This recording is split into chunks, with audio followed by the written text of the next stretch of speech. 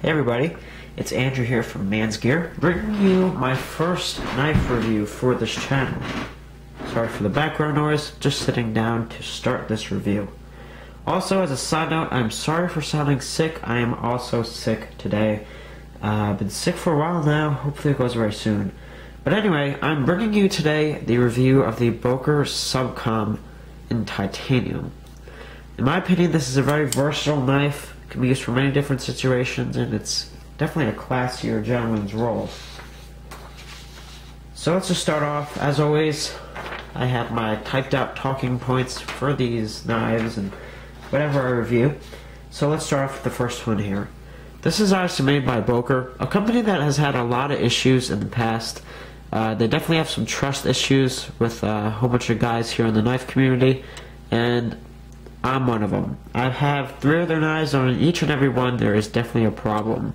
However, some could be overlooked and just passed on and whatever to the knife. But there are issues with the knife, and that is something that a lot of people need to understand, is that there will always be an issue with a Böker knife. No matter what it is, there's always been something. Even with the brand new Böker Minos, there's been an issue with it apparently, with the quality and fit and finish. The quality with this one, or the issue with this one, is even with blade getting tightened down, there is up and down lock rock. Reason being is that the lock bar is not cut out far enough, and it actually has an early lockup coming in at, if I can get this to focus in here, it's coming in at around 25 to 50%. Now, if it was cut out just a little bit more, you wouldn't have this issue. I believe you guys can hear this. Now, if I push over on the lock bar just a little bit, that goes away. So I guess there's an issue right there. Now, like I said, this is the titanium Subcom. This comes in many different variations. I'll read a couple of them off to you right now. So you have the Böker Titanium Subcom 42, which is a slip joint that is meant for people in the UK who cannot carry a locking knife. The pink Subcom 42, the Rescue Böker Subcom in black, which is just a rescue hook and a serrated edge as a blade. It also comes in red. There is a Böker Subcom in just a black with combo edge. The Böker Warcom, which is a Wharncliffe blade, the Böker Subcom, just plain edge, and a silver colored blade with black handles, and a camo Böker with the combo edge and black blade, which is just green handles. However, this is my favorite one, and is very versatile, as a lot of people might guess, but I'll get onto that a little bit down in the end of the video. Although I do have to speed up because YouTube does not give me longer than 10 minutes at this time because it is a new channel. The blade on here is a 440C, which is a relatively good blade steel when you have a proper heat treat. Buck Knives does a perfect heat treat with their 440Cs, and Böker actually does a good one itself. The blade came extremely sharp, and it actually will get very sharp with just a little bit of touch and effort. It actually does hold its edge fairly well, which I like, and as you see on that beautiful drop point blade with a hollow grind, it does a very good job at cutting almost anything. Quick demo here. We have a little package. You get these a lot from various dealers. Just show you, although it is a small knife, it will cut this package very easily in any shape or form. And it is actually a comfortable knife while you're cutting the package. And you see, very little effort, it just cuts right through, which is something nice, and that I think I would like to see on a lot of knives, even a small knife. Moving on to the handle, it is titanium. There are deep cutouts, or actually light, shallow cutouts, that are bead blasted to give you a better grip to the knife. Adds a little bit of texture. Titanium usually, when it has a high polish like this, scratches very easily. Indeed, this one does. As you can see, there are quite a few scratches on it. And it also usually doesn't have too much grip. However, it is more grippy than stainless steel.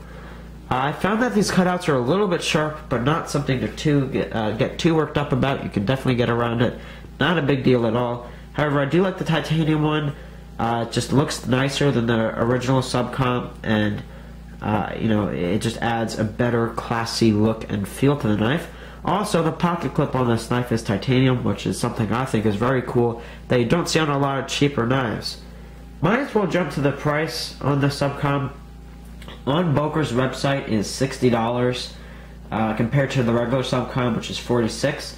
However, on the best place to buy that I've found for you guys is Amazon.com, coming in at $33 with free shipping, which is something cool.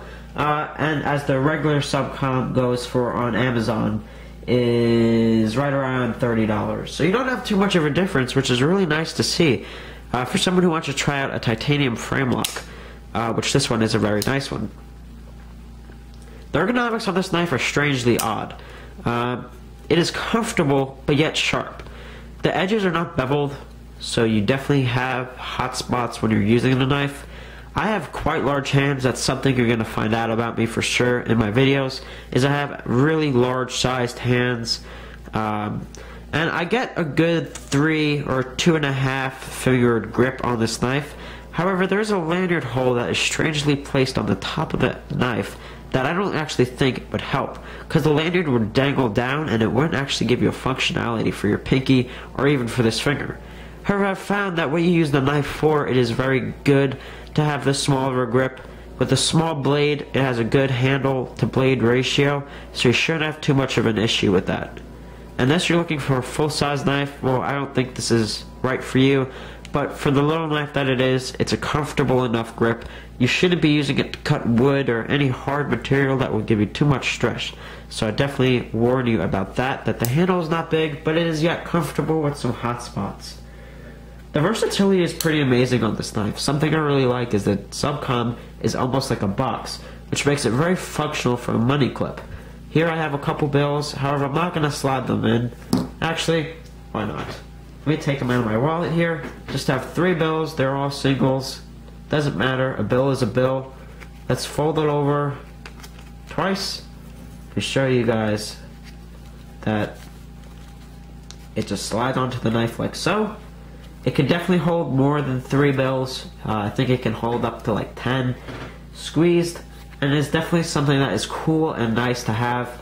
I personally don't carry the knife like this, just because I never actually need 2 knives on me. However, you definitely can, and you can actually still use the knife while it is holding your money. So that's something really cool, and I really like to see from a company that it can do this.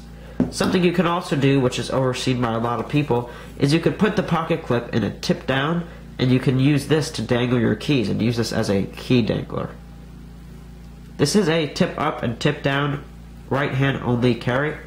Sorry for you lefties out there.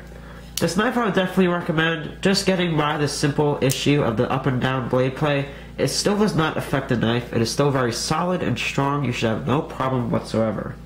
And like I said, I recommend buying this off of Amazon.com for $33 free shipping. And that's it, everyone. That's it for today. I would really appreciate if you would subscribe to the channel, and as always, thanks for watching.